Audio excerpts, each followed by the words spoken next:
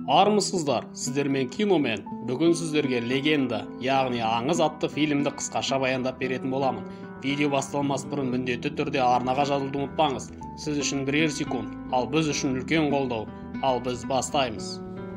На сцене я, может, не так хорош, но зато я хороший гангстер. Ағайынды Крейлер ата әйгілі мықтылар. Рон бір топ баскесерге татитын жарыместеу жігіт, ал Реджи оның қарама-қайшысы. Реджи өзін аңдып жүрген полицейлерге ас апарып бергенде олар оны қуып жібереді. Ол Фрэнкке келгенде есікті әпкесі Фрэнсис ашады. Ол тәтті жеп тұрғанда Реджи дәмін татады. Сосын сенбі күні кешкі кездесуге шақырады. Зачем ты ее разгрыз? А как же иначе до начинки добраться? Ронды 3 жылға түрмеге жабады, бірақ жарымес деп жындыханаға жібереді. Ол жерден таныстар тауып алып шығады. Сенбі күні жұптар кездеседі.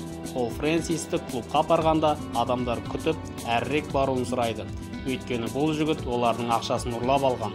Бірақ оған қыз маңыздырақ, сондықтан ол кері қайтады. Кездесу сәтті өтеді. Келесі күні Реджи Фрэнсисті Ронмен кездестіреді.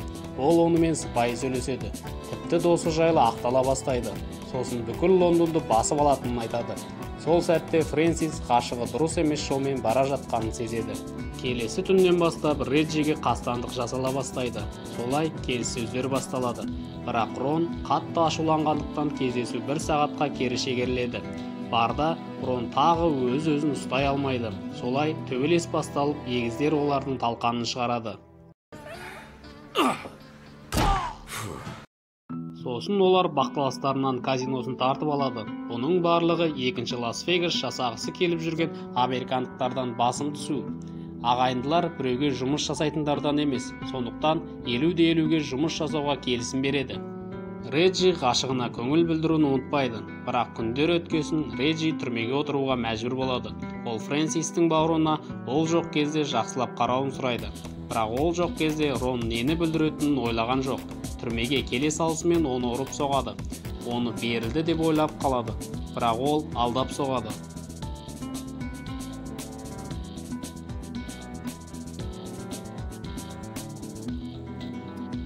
Ронға Нигерияға барып балаларға үй салып беру үшін ақша керек болады.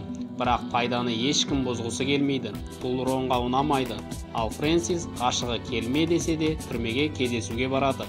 Ол олардың болашағы үшін заңды бұзбауын өтініп сұрайды. Сол уақытта Рон ойына келгенін жасап жүреді. Сколько букв «Ж» в слове «жопа»? В жопе только вы. Біраз уақыттан кейін Реджи түрмеден шығып, бірінші ғашығының үйіне барып, тек заңмен жүруге уәде беріп, жүзік ұсынады. Сосын өздерінің кәсібін тексеруге барады. Ол адамдар аз екенін көріп таңданады. Реджи Роннан есеп беруін сұрағанда, ол Фрэнсиске дөрекі сөйлейді. Олар бірін-бірін ұрып соғып, Реджи Ронның сазайын береді. Келесі күні Нигерияға бару туралы кеңес жүреді. Банкир Рон тектес болып шығады. Бірақ олардың үстінен бақылап компромат жинаған. Көп ұзамай Реджи тағы түрмеге түседі. Егер ол ақталып шықса, Фрэнсис оны кешіретінін айтады. Олар босап шығатын компромат табады. Бостандыққа шыққан үшін кеш ұйымдастырып, тағы ізіне түсе алмайтын компромат жасайды. Сондықтан оның ізіне түсу тоқтатылады.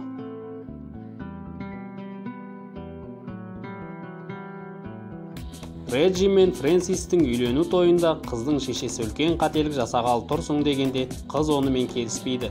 Рон қыздың шешесіне өте дөрекі болады. Солай отбасылы 2 апта өтеді. Реджи тағы заңсыз әрекетін жалғастырады. Фрэнсисті де отбасы жақсы қарсы алмайды. Сондықтан қыз дәріге отырып қалады. Бір бардың ішінде өздері жиналыс өткізіп жатып, Рон өзінің адамын ұрып жібереді. Реджи бауырына қатты ашуланып бір сілкіп алады. Сосын американдықтарға барғанда бауырыңнан құтылуың керек дейді. Осы қарбаластарының ішінде жүріп, ол Фрэнсистің қасіретін байқамайды.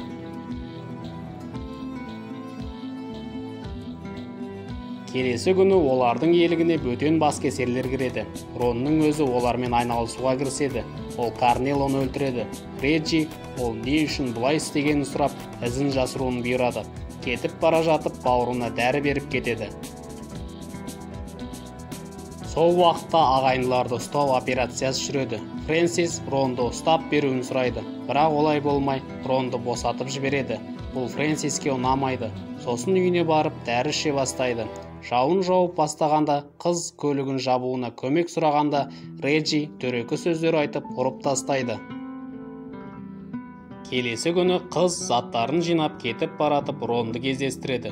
Рон бауыры бұлай жасағаны дұрыс емес екенін айтады. Бірнеше күннен кейін Реджи Фрэнсиске барып үйге қайтуын сұрайды. Қыз бәрі біткенін айтады. Бірақ дәл бүгін кешке Ибицаға саяхатқа шығуды ұсынады. Бірақ қыз өз-өзіне қол жұмсайды. Бұл жаңалықтан Реджи қатты күйзеледі. Қоштасып, неке жүзігін береді. Рон Лейсиді өлтіруді тапсырады, бірақ баскесер өз ісін атқара алмайды.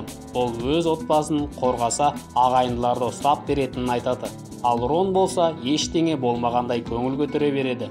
Реджи неге Лейсиді өлтіруге тапсырыс бергенін түсінбейді.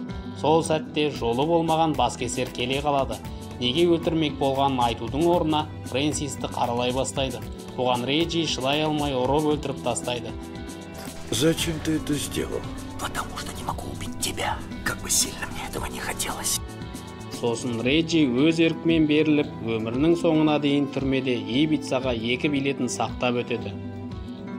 Жаңа шыққан видеоларды жіберіп алмас үшін арнаға жазылып, лайк басып, қоңыраушаны баса кетіңіз. Сіздермен Киномен.